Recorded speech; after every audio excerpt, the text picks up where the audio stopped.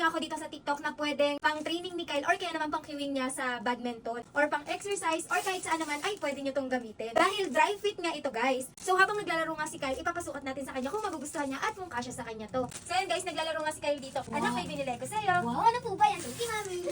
Dali, sukat mo. Ito na siya, guys. Wow. Wow. Ay, ang ganda ng ano niya. Ang ganda ng tela niya, guys. Ang ganda ng quality niya, grabe. Mura lang to, guys, ha, pero mukha siyang mamahalan. Isang white nga pala yung binili ko, tsaka isang gray. So, isusukat ni Kyle. Tingnan natin kung kasya dahil size extra small to, guys, eh. Sa mga jersey niya kasi, ang Small. inaano ko talaga small, para medyo malaki. Ayan siya, guys. Plain lang siya dito, pero meron siya ditong design. Ayan. Tapos, dito naman sa likod niya, may nakalagay na Vadima. Ayan yung pinakatatak niya. Kaganda talaga. Sobrang quality niya, guys. So, tingnan nyo. Lalo na yung mga tahi niya. Pulidong pulido talaga. Guys, oh. Wow, ang ganda. Thank you, mami. Welcome. Ganda ba? Opo. Okay. Papalitan naman natin siya ng kulay. Gray. Wow, mami, may magic ka pala. Siyempre. Guys, ang ganda din itong gray. Oh, tingnan nyo naman. Nakakatuwa. Dapat pala dinamihan ko na yung order na to kasi bagay na bagay kay Kyle. Bibili naman ako nito ng ibang kulay pa. So guys, alam nyo na ha.